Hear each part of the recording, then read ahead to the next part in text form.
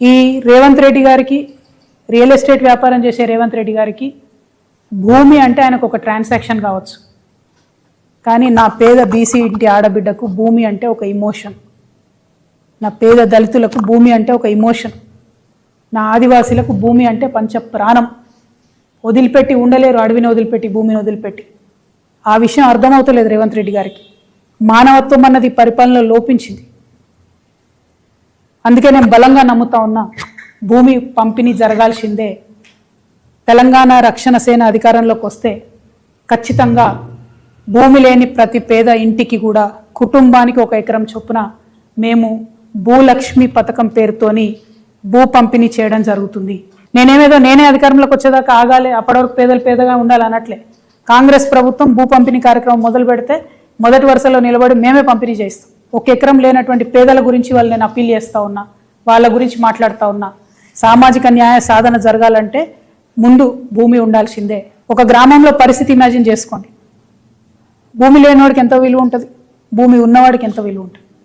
పిల్లనియాలంటే ఏం అడుగుతారు? ఇల్లుందా, భూమి ఉందా, జాగుందా అని అడుగుతారు. ఆ విలువ ఉండద్దా, సామాజిక గౌరవం ఉండద్దా? దానికోసం నేను ప్రయత్నం చేస్తూ ఉన్నా. దయచేసి ఈ విషయాన్ని అర్థం చేసుకోవాల్సిందిగా మా మేధావర్గాన్ని అప్పీల్ చేస్తూ ఉన్నా. నేను సామాజిక న్యాయం జరగాలి తెలంగాణలో అంటే అది పొలిటికల్ స్లోగన్ కాదు, విప్లవాత్మకమైన గుణాత్మకమైన మార్పు కోసమే తెలంగాణ రక్షణ సేన ముందొచ్చింది. దానికోసం ప్రయత్నం చేస్తుంది. మరి భూలక్ష్మి పథకం కోసం మా ఆడబిడ్డలంతా కూడా ఆలోచన చేయాలి. మీ ఆడబిడ్డగా సమాజంలో గౌరవం సాధించాలంటే ప్రతి కుటుంబానికి కనీసపు ఆస్తి ఉండాలి, 1 ఎకరమన్న జాగు ఉండాలని బలంగా నమ్మే వ్యక్తిగా నేను ఈ పథకాన్ని ప్రవేశపెడతా ఉన్నా. మీ అందరి సంపూర్ణ మద్దతు, ఆశీర్వాదం తెలంగాణ రక్షణ సేనకు ఉంటుందని చెప్పి భావిస్తున్నా. నిజంగా 1 సెకండ్ ఆలోచిద్దాం. యాజ్ హ్యూమన్ బీయింగ్స్, 1 అర్ధ గజం భూమి ఉంటే, 1 గుంట భూమి ఉంటే ఎంత కాన్ఫిడెన్స్ ఉంటుంది. నేను ఉట్టిగా నిర్ణయం తీసుకోలేదండి. దాదాపు 2 నుంచి 3 వేల మంది మహిళలతో ఇంటరాక్ట్ అయ్యి, పేద మధ్యతరగతి అగ్రవర్ణాల్లో ఉన్న పేదవాళ్ళతో అందరితో ఇంటరాక్ట్ అయిన తర్వాత వాళ్ళని అడిగినా, నేను ఏం కావాలి అంటే, మేము రేపు చచ్చిపోతే మమ్మల్ని ఏడగాలేయాలి, 6 అడుగుల భూమి లేదు మాకు అని బాధపడుతున్న పరిస్థితి నేను చూసిన. అట్లా అనేకమైన అంశాలు చూసిన తర్వాత, చాలా రిపోర్ట్ స్టడీ చేసిన తర్వాత, ల్యాండ్ అవైలబిలిటీ చెక్ చేసిన తర్వాత, పాసిబిలిటీ చెక్ చేసిన తర్వాత మాత్రమే నేను ఈ ప్రపోజల్ పెడతా ఉన్నాను. 1 ఏకర్ 1 ఫ్యామిలీ ఇవ్వగలుగుతాం.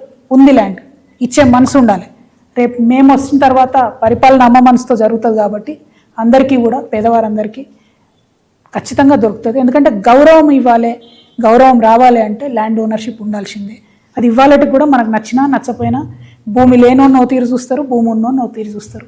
అది ఊర్లో అయినా, సిటీలో అయినా, ఎక్కడైనా విలువ అనేటటువంటిది, సామాజిక విలువ అనేది ఆస్తిపాస్తులతో చూస్తారు. ఆ ఆస్తిని క్రియేట్ చేద్దామని నేను ప్రపోజల్ చేస్తాను. గవర్నమెంట్ ముందు, ప్రజల ముందు, మేధావుల ముందు ఈ ప్రపోజల్ పెడుతున్నాం. మా పార్టీ నుంచి ఈ అంశాన్ని సీరియస్గా తీసుకుంటాం. రేపటి నాడు అధికారంలోకి వచ్చినాక దాన్ని అమలు చేస్తామనే మాట ఇస్తా ఉన్నా తెలంగాణ సమాజానికి. Hi, this is Neha Shetty. Please subscribe to GK News. Hi everybody, subscribe to GK News.